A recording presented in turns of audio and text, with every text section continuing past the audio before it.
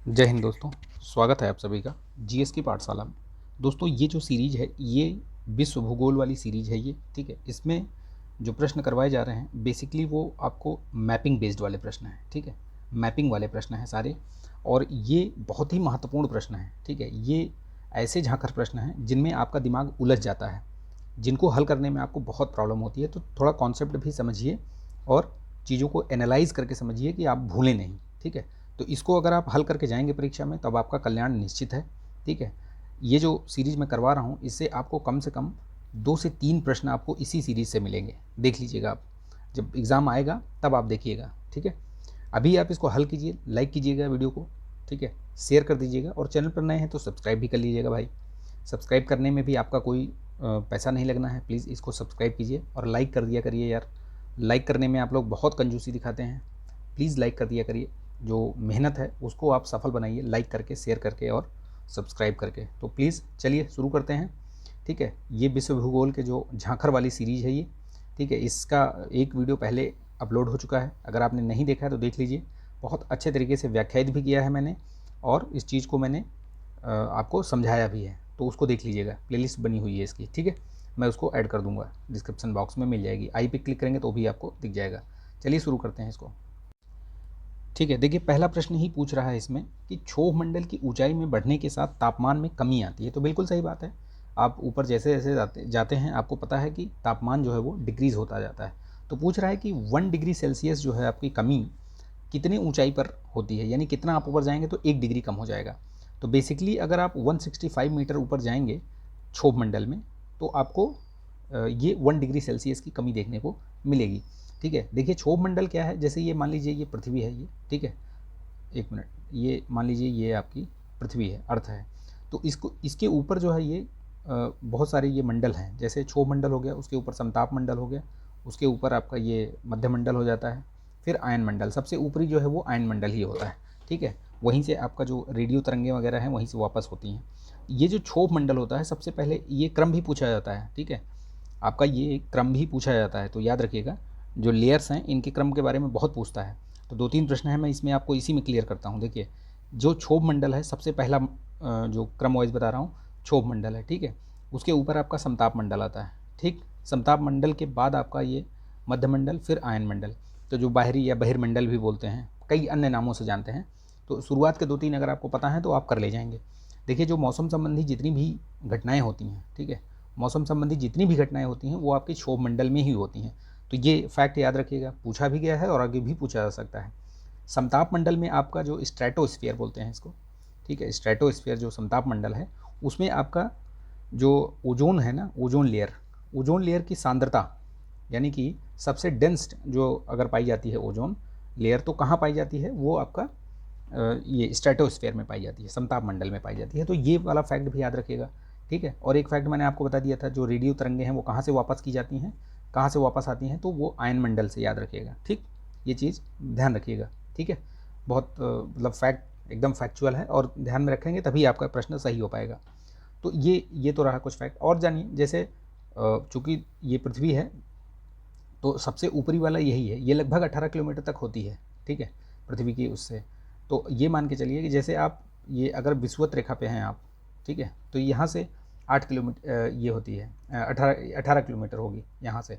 लेकिन अगर आप ध्रुवों पे पहुँच जाएंगे, ठीक है, ध्रुवों पे पहुँच जाएंगे तो वो 8 किलोमीटर उसकी लंबाई, मतलब दूरी वो रह जाती है, ठीक। तो ये चीज़ याद रखिएगा, ठीक है। वो क्यों होता है, वो हाइट के कारण। चलिए ये प्रश्न आई होप अच्छे से समझ में आ गया होगा। देखिए जल संधियों से एक प्रश्न 100% आता है, तो बहुत अच्छे तरीके से समझ लीजिए इसको। कैसे समझिए, देखिए मैं अभी आपको बताता हूँ। इसकी एक पीडीएफ भी है, मैं उसको टेलीग्राम चैनल पर शेयर कर दे रहा हूँ। वो एक लिस्ट है पूरी, ठीक है, उसको आप बहुत अच्छे तरीके से याद कर लीजिए। चलिए देखिए, जैसे इसमें बोल रहा है कि बॉस्फोरस जल संधि। तो बॉस्फोरस जल संधि ये क्या है ना, ये तुर्की में पड़ती है बेसिकली, ठीक है। तुर्की में क्या है, 2 सागर हैं। कौन कौन से, एक तो आपका ये मरमरा सागर और एक एजियन सागर, ठीक है। मरमरा सागर और एजियन सागर, इनमें 2-3 जल संधियाँ हैं, ठीक है। उसको मैं आपको मैप के माध्यम से समझाता हूँ। वैसे इसका उत्तर जान लीजिए आप, जो बॉस्फोरस है ये आपका काला सागर और मरमरा सागर को जोड़ती है। मैं मैप दिखाता हूँ उसको, मैप में बहुत अच्छे तरीके से समझ में आएगा आपको। देखिए इसका मैप मेरे पास मिल नहीं रहा है, ठीक है, मैं आपको ऐसे बताता हूँ, ठीक है। मान लीजिए ये देखिए, आपको ये आपका यहाँ पे ऐसे मैं मैप बनाता हूँ। ये आपका भूमध्य सागर हो गया, ठीक है, उसी के ऊपर ये आपका काला सागर इधर हो गया, फिर इधर ही तुर्की, ये ऐसे मतलब इसी में है। तो ये मान के चलिए कि ये आपका काला सागर और मरमरा सागर को जोड़ती है, पहली बात, ठीक है। यहीं पे जो एजियन सागर है, पहले इधर एजियन सागर भी है। तो एजियन सागर क्या है, एजियन सागर और मरमरा के बीच भी एक जल संधि है, बहुत पूछते हैं, बहुत पूछता है ये, ठीक है, डर्डनलेज। तो ये याद रखिएगा कौन सा, अगर ऐसे नहीं याद रहे तो कुछ आप ट्रिक लगा लीजिएगा, जैसे डर्डनलेज जो है ये डर्डनलेज, ये डर्डनलेज या डर्डनलीज, कुछ भी आप प्रोनाउंसिएशन जो आपका सही लगे वो आप कर लीजिएगा। डर्डनलेज जो है ये एजियन और मरमरा के बीच में है, तुर्की में ही पड़ता है ये सब दोनों, ठीक है। मरमरा सागर और एजियन सागर, ये दोनों का नाम याद रखिएगा। और काला सागर को जो जोड़ती है वो आपका ये बास्पोरस जल संधि है, ठीक। ये चीज़ बहुत अच्छे से याद रखिएगा, ठीक है। तो ये चीज़ आप समझिएगा, इसको बहुत महत्वपूर्ण है। एक है मेरे पास एक PDF है, मैं उसको आपको दिखाता हूँ। ये देखिए, ये वाली PDF की बात कर रहा हूँ मैं, इसमें सब कुछ दिया हुआ है, पूरे जितनी भी विश्व की प्रमुख जल संधियाँ हैं, आपको कहीं भी भागने की ज़रूरत नहीं पड़ेगी। ये आप देख लीजिए, इसको PDF शेयर कर दूंगा टेलीग्राम चैनल पर, ज्वाइन करके ले लीजिएगा वहाँ से। देखिए बेरिंग जल संधि मैं थोड़ा बहुत बता देता हूँ। अलास्का और रसिया, यानी कि USA अलास्का में पड़ता है और रसिया, ये बेरिंग सागर और चुक्की सागर को जोड़ती है। अगर ये देश पूछे तो देश ये हो गया, ठीक है, ये चीज़ याद रखिएगा। हॉर्मुज जल संधि ये ओमान और ईरान, ठीक है, फारस की खाड़ी और ओमान की खाड़ी को ये हॉर्मुज जल संधि जोड़ती है। हडसन आपकी ये कनाडा, हडसन की खाड़ी और अटलांटिक महासागर को जोड़ती है। ये सब बार बार पूछी गई हैं, ये बता रहा हूँ मैं। जिब्राल्टर जल संधि ये स्पेन और मोरक्को को अलग करती हैं, और ये जोड़ती किसको हैं, तो ये जोड़ती हैं भूमध्य सागर और अटलांटिक महासागर को। ये जो जिब्राल्टर जल संधि है इसको भूमध्य सागर का द्वार भी कहते हैं, तो ये चीज़ भी याद रखिएगा, फैक्ट, ठीक है। मलक्का जल संधि ये जो है ये अपना एशिया में पड़ती है, ये इंडोनेशिया और मलेशिया के बीच में, अंडमान सागर और दक्षिण चीन सागर को ये जोड़ती है। देखिए ये जो पार्ट है इसको अलग करती है और इसको जोड़ती है, तो ये ध्यान में रखिएगा। पाक जल डमरू आपको पता है भारत और श्रीलंका के बीच में, मन्नार की खाड़ी और बंगाल की खाड़ी के, ठीक है। सुंडा जल संधि ये आपका जावा और हिंद महासागर, बहुत महत्वपूर्ण है ये सब पूछी गई हैं और पूछी भी जाती हैं, ये मैचिंग में आ जाती हैं, ठीक है। युकाटन देखिए आपका मैक्सिको और क्यूबा, ठीक, मैक्सिको की खाड़ी और ये कैरिबियन सागर को जोड़ती है। ओरंटो ये इटली और अल्बानिया, ये एड्रियाटिक सागर और एजियन सागर को जोड़ती है ये, ठीक, ये याद रखिएगा, ठीक है। मोजाम्बिक जलसन देखिए, मोजाम्बिक और मालागासी के बीच में हिंद महासागर में। नॉर्थ जलसन ये छोड़ दीजिए, इतना बहुत इंपॉर्टेंट नहीं है, ये भी रहने दीजिए। बाकी देखिए जो मैं बता रहा हूँ वही आप बहुत ध्यान से देखिएगा उनको, ठीक है। एक डेविस जलसन देखिए, ये कनाडा ग्रीनलैंड के बीच में, ये बेफिन की खाड़ी और ये महासागर कौन सा, अटलांटिक महासागर, ये डेविस वाली पूछी जाती है। बॉस वाली ये वहाँ पे ऑस्ट्रेलिया में है, ठीक है। डोवर जलसन बहुत पूछता है, तो ये भी याद रखिएगा, देख लीजिएगा, इंग्लिश चैनल और उत्तरी सागर को जोड़ती है ये, ठीक। फ्लोरिडा बहुत पूछता है, ये भी ध्यान रखिएगा। जो मैंने अभी बताया है, जिस पे इस पर टिक किया है वो ज़रूर आप याद कर लीजिएगा। ये USA और क्यूबा, मैक्सिको की खाड़ी और अटलांटिक महासागर में, ये मैक्सिको की खाड़ी और अटलांटिक महासागर में फ्लोरिडा है, ठीक, याद रखिएगा, ये ध्यान में रखिएगा तो आपको याद रहेगा। मैगलन बहुत पूछता है, मैगलन, तो ये प्रशांत महासागर और दक्षिणी जो अटलांटिक महासागर है उसको जोड़ती है ये, ठीक, ये भी महत्वपूर्ण है, बहुत पूछता है ये, ठीक है। बाकी ये सब इतना खास नहीं है, एक बार फिर भी देख लीजिएगा, क्या पता पूछ ही ले। ये देखिए मैं बताया था ना, डर्डनलेज या डर्डनलेज जो भी मानिए आप, इसको मरमरा सागर और एजियन सागर ये पूछता है ये, और ये भी बॉस्फोरस भी पूछता है, काला सागर और मरमरा के बीच में, ठीक है, ये दोनों याद रखिएगा, ठीक। तो ये आपके इतनी सारी संधियाँ हैं, उसमें कुछ मैप भी दिया है मैंने कंट्रीज़ अराउंड जो है एड्रियाटिक सागर और रेड सागर, ये अभी प्रश्न आगे आएगा, उसी के लिए मैंने इसमें लिया है, तो आप इसको जो है इसको देख लीजिएगा, मैं शेयर कर दूंगा इस पर, ठीक है। तो आई होप जल संधियों से जितने भी प्रश्न बन सकते हैं वो मैंने इसमें सारे बता दिए, PDF भी शेयर कर दूंगा मैं टेलीग्राम चैनल पे, आप वहाँ से इसको ले लीजिएगा और याद कर जाइएगा, पूरा रट डालिएगा, 100% आपको 1 से 2 प्रश्न वहीं से मिल जाएंगे, ठीक है। अब चलिए देखते हैं, यूरोप की सबसे ऊँची पर्वत चोटी का नाम क्या है, तो एल्ब्रुस। ये एल्ब्रुस पड़ती कहाँ है भैया ये, तो ये पहले तो याद रखिएगा रूस में पड़ता है, ये एल्ब्रुस रूस ऐसे करके याद रखिएगा ठीक है, एल्ब्रुस रूस है ना, तो ये याद रहेगा आपको। ये काकेसस जो पहाड़ी पर्वत श्रेणी है, काकेसस ठीक है, जो भी जैसे भी लिखना है इसको, काकेसस जो पर्वत श्रेणी है, श्रृंखला है, उसी पर ये एल्ब्रुस पड़ता है और रूस में पड़ता है। रूस क्या है जो है आपका यूरोप में भी है और एशिया में भी, तो याद रखिएगा ये, इसीलिए वो यूरोप की पूछ रहा है, ठीक है, ये ध्यान में रखिएगा। और भी देख लीजिए, जैसे ये माउंट ब्लैक भी यूरोप में ही पड़ता है आपका, ठीक है, आल्प्स पर्वत पे याद रखिएगा, आल्प्स पर्वत की ये सबसे ऊंची चोटी है, ऊंची चोटी, और ये मैचिंग में भी आता है। जैसे आपको एक तरफ चोटी श्रेणी का नाम दे देगा, श्रेणियाँ, और एक तरफ चोटियाँ दे देगा मैचिंग में। तो इधर मान लो आल्प्स दे दिया, आपको पता ही नहीं है आल्प्स में ये माउंट ब्लैक है तो पता ही नहीं है आपको। माउंट मैकिनले दे दिया, ये भी नहीं पता आपको किस चोटी पे, ये चोटी जो है, शिखर जो है, ये किस पर्वत श्रेणी का है। तो माउंट मैकिनले आपको पता है कि अलास्का, यूएसए इसका है ये, ठीक है, अलास्का, ठीक, यूएसए याद रखिएगा, अलास्का श्रेणी का है। ये आपका कोर्नो, ये जो कोर्नो ग्रैंडे है, ये कोर्नो ग्रैंडे ये आपका इटली में पड़ता है बेसिकली। एपेनाइन सीरीज़ है ये, एपेनाइन श्रेणी है ना, एपेनाइन, ठीक है, एपेनाइन पर्वत श्रेणी याद रखिएगा। ये जो भी आपको नहीं पता है वो याद रख लीजिएगा, याद कर लीजिएगा, ठीक। चलिए, तो ये ध्यान रखिएगा, इतना सारा फैक्ट्स मैंने इसमें बता दिया आपको। जल्दी जल्दी करते हैं इसको। विश्व की सबसे बड़ी झील कौन सी है? तो ये कैस्पियन सागर है, आपको पता है, नहीं पता तो ये बहुत बेसिक हम लोग जनरल नॉलेज में पढ़ते हैं, ठीक। तो ये याद रखिएगा। वान झील ये आपकी यहाँ पे पड़ती है इटली में, ठीक है, तुर्की में, सॉरी, तुर्की, ठीक है, तुर्की में पड़ती है ये। इसका वो याद रखिएगा कि कितना क्या है इसमें, बहुत ज़्यादा वो है, क्या बोलते हैं, लवणता, सर्वाधिक लवणता इसी में अभी पाई जा रही है। अच्छा, कमेंट करके आप बताइएगा कि वान झील में सबसे सर्वाधिक लवणता है, लवणता झील वान में है या फिर आपका डेड सी में है, बताइएगा थोड़ा कमेंट करके आप, ठीक है। तो ये याद रखिएगा, ये कहाँ पे है, तुर्की में। ऐसे भी याद रखिएगा, क्या पता पूछ ले। बैकाल आपका रूस में पड़ती है, ये पता है आपको, ठीक है, बैकाल। ये अरल सागर, ये कजाक और उज्बेक, ये कजाक और उज्बेक बहुत पूछता है, ये किन किन देशों के बीच में है ये, तो उज्बेक, ये दोनों का देश नाम का याद रखिए, दोनों देश है ना, ठीक है। कैस्पियन सागर भी ध्यान में रखिएगा ये, ठीक है। चलिए नेक्स्ट देखते हैं, ये भी उधर ही है आपका, रसिया उसी में पड़ता है ये, ठीक है। निम्नलिखित में से कौन सा कटक अटलांटिक महासागर से संबद्ध नहीं है, ठीक है, इसमें से पूछ रहा है, ठीक है। देखिए इसमें पूछ रहा है कि कौन सा अटलांटिक महासागर में, तो ये देखिए डॉल्फिन, ये चैलेंजर कटक भी उसी में है, वॉल्विस कटक भी वही है, ये थॉमसन कटक भी वही है। ये जो कटक है ये बेसिकली इधर आपका हिंद महासागर में पड़ता है, ठीक है, कहाँ, इंडियन ओशन में। तो ये याद रखिएगा, ये आपका अफ्रीकन उससे संबंधित है, ये अफ्रीका जो महाद्वीप है उससे ये संबंधित है। तो ये चीज़ याद रखिएगा, हम लोग कन्फ्यूज़ हो जाते हैं कई बार, तो कन्फ्यूज़ नहीं होना है बिल्कुल भी, ठीक है। ये चीज़ ध्यान में रखना, ये हिंद महासागर में पड़ता है, मेडागास्कर के पास है ये, देखेंगे तो उसमें दिखेगा ये, ठीक है, अफ्रीका महाद्वीप से ये संबंधित है। तो ये वाला इसमें करेक्ट आंसर होगा। बाकी ये चैलेंजर, वॉल्विस और ये थॉमसन, ये सब तीनों वही हैं अटलांटिक महासागर में। केर्च, ये जो केर्च वाला ये जलडमरू मध्य काला सागर को किससे जोड़ता है ये, तो केर्च वाला आप याद रखिएगा, काला सागर को ये अजो सागर से जोड़ता है, ठीक, काला सागर को अजो सागर से जोड़ता है, ठीक है। ये चीज़ ध्यान में रखिएगा, बहुत बहुत बार पूछा गया है ये, मतलब यकीनन मानिए कि हर बार ये परीक्षाओं में पूछा जाता है। ये सब प्रश्न ऐसे हैं कि मतलब बार बार पूछे जाते हैं, ठीक है। चलिए, स्वेज नहर मैंने बताया था, स्वेज नहर के बारे में याद रखिएगा।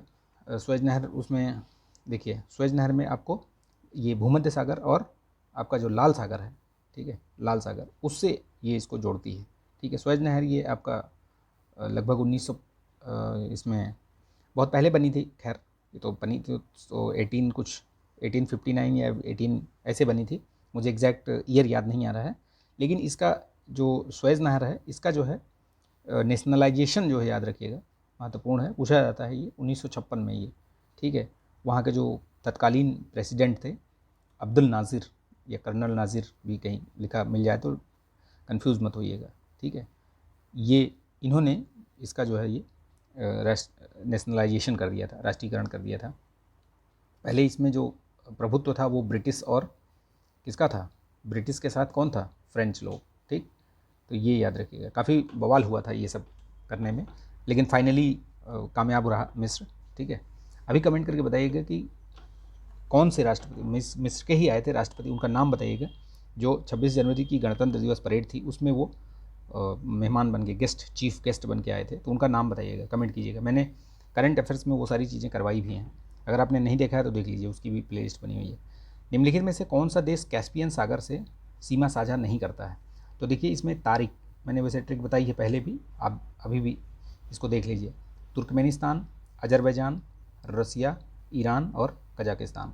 तो ये तारीख करके याद रखिएगा, ईरान, रूस, अजरबैजान ये है, अर्मेनिया इसमें नहीं है, तो ये ध्यान रखिएगा, बहुत बहुत बार पूछता है ये कैस्पियन सागर, ठीक है। चलिए तो कौन सा देश लाल सागर से सीमा साझा नहीं करता है? तो देखिए इसमें लाल सागर में अगर देखा जाए बड़ा मतलब कंट्रोवर्सी है। कई कई जगहों पे आपको 6 दिखेगा, कई कई जगहों पे 8 दिखेगा, 9 दिखेगा, ठीक है। तो याद रखिएगा ऑप्शन के हिसाब से लगाइएगा। जैसे डेज़ी, मिस डेज़ी करके ऐसे याद रखिएगा, मिस डेज़ी, ठीक है, मैंने पहले भी बताया डेज़ी। तो जैसे डेज़ी भी याद रखेंगे ना, डेज़ी, ठीक है, और ये आपके डेज़ी और यहाँ पे मिस या इजिप्ट जो भी कहिए या मिस्र, ये मिस्र हो गया। और डेज़ी ये आपका Djibouti, Eritrea, Sudan, Saudi Arabia, Yemen, ठीक। तो यहाँ पे देखिए ये सब दिख रहे हैं आपका, कतर इसमें कहीं नाम नहीं है, तो ये याद रखिएगा, ठीक। इस तरीके से याद रखेंगे तो याद भी रहेगा आपको, कन्फ्यूज़ मत होइएगा, ठीक है। इसमें वैसे भी मतलब है तो कन्फ्यूज़न तो है ही है, बहुत सारी चीज़ें हैं इसमें, लाल सागर से जुड़ी हुई और सारी चीज़ें हैं, मैं आपको बताता हूँ, PDF दिखाता हूँ मैं आपको। ये देखिए, देखिए मैंने रेड सी वाला ये लगाया था ना यहाँ पे, देखिए कौन कौन सा बताया मैंने आपको अभी, ये कंट्रीज़ देखिए, यहाँ पे आपका जिबूती, ये जिबूती, ठीक है, ये इरिट्रिया, ठीक है, ये आपका सूडान, ये यमन, ठीक है, ये आपका सऊदी अरबिया, और इधर आप देखेंगे तो इजिप्ट ये पड़ेगा। कहीं कहीं आपको, कहीं कहीं चूँकि ये गल्फ़ ऑफ जो अकाबा है, ये गल्फ़ ऑफ अकाबा से यहीं से जुड़ी हुई है, ठीक है। और यहाँ पे आपको जॉर्डन और ये इज़राइल वाइट वाला जो दिख रहा है, ये इसको नीचे कर लो थोड़ा सा, दिखेगा ये जो पोर्शन दिख रहा है आपको, थोड़ा बड़ा करते हैं, यहाँ पे देखिए, यहाँ पे जॉर्डन दिख रहा है और ये इज़राइल का पार्ट है। तो कहीं कहीं पे आपको जॉर्डन और इज़राइल भी दिखने को मिलेगा, तो कंफ्यूज मत होइएगा। अगर ऐसा ऑप्शन में दिखे, ऑप्शन के हिसाब से लगाइएगा आप लोग, जॉर्डन और इज़राइल, ठीक है। तो ये दोनों का भी नाम याद रखिएगा, ठीक है। यहीं पे देखिए बहुत सारी चीज़ें हैं, मैं आपको बता देता हूँ फैक्ट, अब चूँकि ये खुला हुआ है। देखिए यहीं से ये सुएज़ नहर जा रही है, सुएज़ कैनाल, ठीक। ये इसके बारे में एक फ़ैक्ट सीधे सीधे पूछा था, NCERT से रिलेटेड, वही सेम प्रश्न उठा लिया था कि जो सुएज़ नहर के बनने के बाद से भूमध्य सागर और यूरोप के बीच की दूरी कितनी कम हो गई, मतलब एशिया और यूरोप के बीच की दूरी कितनी कम हो गई लगभग, या भारत से दूरी कितनी कम हो गई, तो लगभग ये मतलब 7,000 किलोमीटर कम हो गया। क्योंकि आप देखिए कि ये जो हिंद महासागर का पार्ट है, मान लीजिए यहाँ से, इसमें तो खैर नहीं है, ठीक है, तो जैसे ये इंडिया ऐसे है, ठीक है, इंडिया का ये मैप हो गया इधर से ऐसे, तो यहाँ से अगर चलते थे तो यहाँ आएंगे, इधर से पूरा अफ्रीका घूमते हुए फिर इधर जिब्राल्टर, इधर इधर होते हुए जाते थे। तो वो 7,000 किलोमीटर बचा के अब वो सीधे क्या करते हैं, आप इधर से अरब सागर से इधर एंट्री कीजिए, इधर, ठीक है, यहाँ से आइए लाल सागर, लाल सागर से आप जो है सीधे सुएज़ नहर कैनाल से होते हुए, सुएज़ नहर से होते हुए आप सीधे भूमध्य सागर में एंट्री कर जाइए। तो ये आपका बहुत समय बचता है इसमें, ठीक। तो कई सारी चीज़ें हैं, याद रखिएगा, जैसे गल्फ़ ऑफ अकाबा भी याद रखिएगा, यहीं पे है, ठीक। बाब अलमंदेव भी यहीं से जुड़ी हुई है, देखिए यहाँ देखिए गल्फ़ ऑफ एडन है ये, तो ये गल्फ़ ऑफ एडन और आपका ये जो रेड सी है और ये गल्फ़ ऑफ एडन है, ये बाब अलमंदेव, लाल सागर और अरब की खाड़ी, या ऐसे भी पूछा जा सकता है कि लाल सागर और हिंद महासागर, ये इसी हिंद महासागर का ही पार्ट है एक तरीके से, अरब सागर में मतलब लगा हुआ है ये।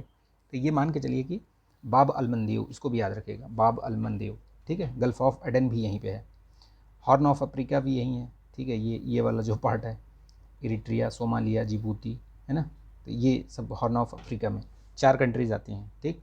तो इनका नाम भी याद रखिएगा, इथियोपिया हो गया, इरिट्रिया हो गया, जिबूती हो गया और सोमालिया, ये क्या है, हॉर्न ऑफ अफ्रीका। इनका 4 नाम याद रखिएगा चारों का, ठीक। गल्फ मैंने ये बहुत सारे फैक्ट्स थे यहाँ पे, ये सब पूछे भी जाते हैं, ये मैपिंग से क्वेश्चन बहुत पूछता है, 3-4 प्रश्न आपको देखने को।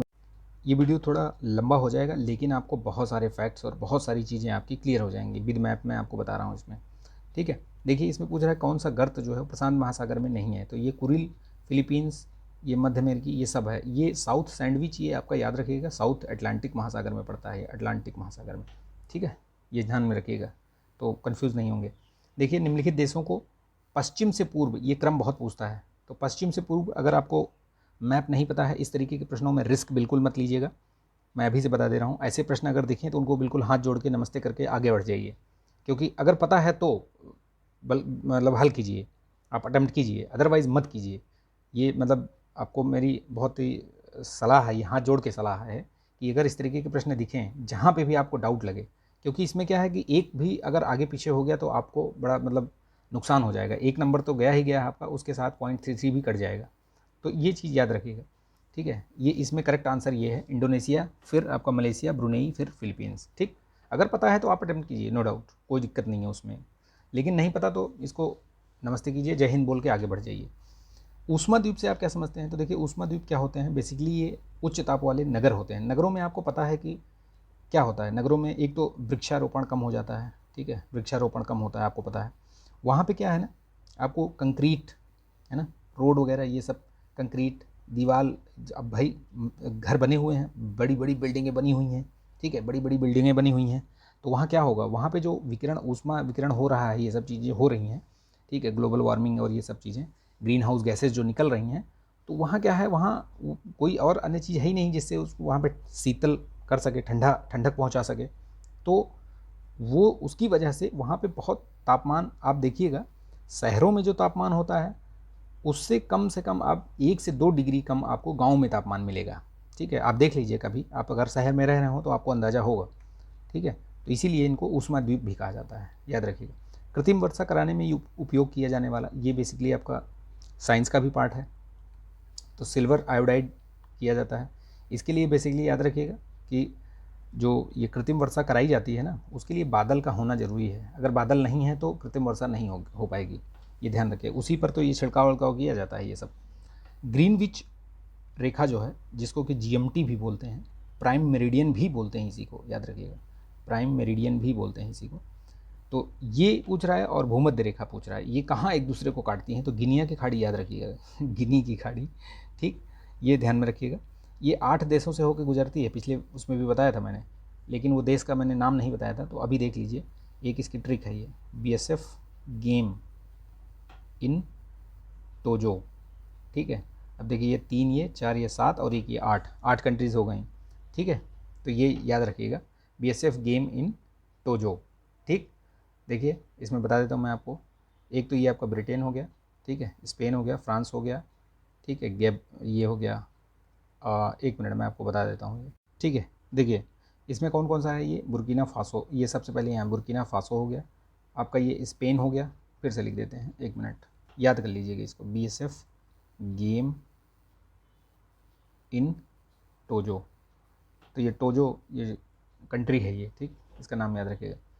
BSF से बुर्किना फासो हो गया ये आपका, स्पेन हो गया ये आपका, फ्रांस हो गया ये आपका, ठीक है, ये हो गया फ्रांस, ये घाना हो गया, ए से ये आपका अल्जीरिया हो गया, ठीक है, एम से क्या हुआ, एम से आपका माली, ठीक है, और ई से इंग्लैंड बेसिकली, ठीक है, और ये टोजो।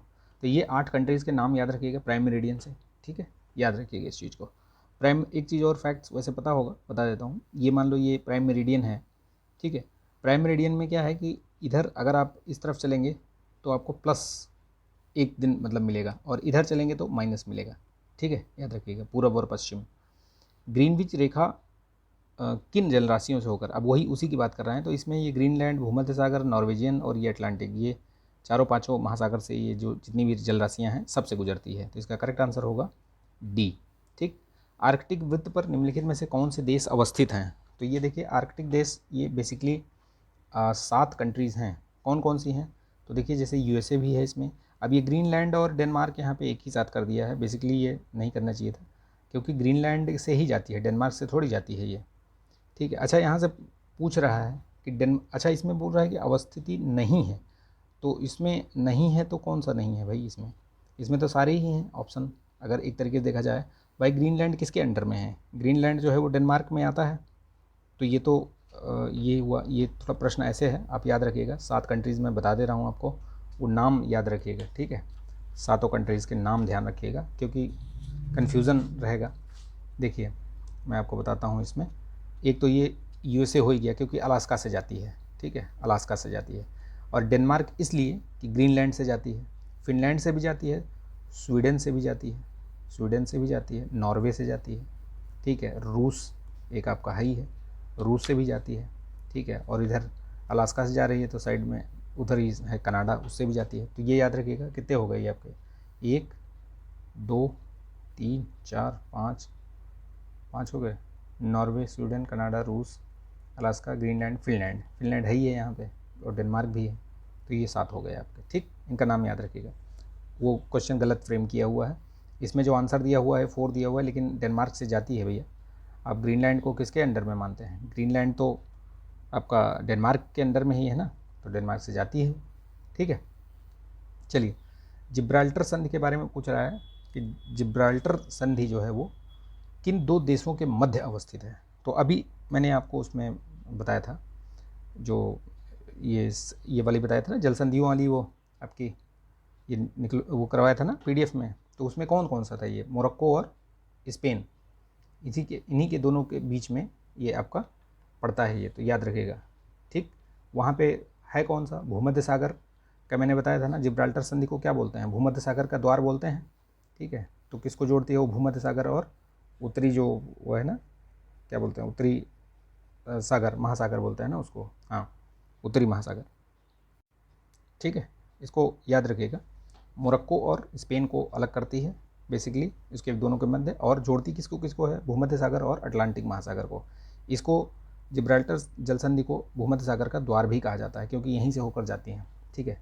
ये देखिए, इसमें बोल रहा है कि भूमध्य सागर और अटलांटिक महासागर को कौन सी जोड़ती है जल संधि, तो ये याद रखिएगा, ठीक है।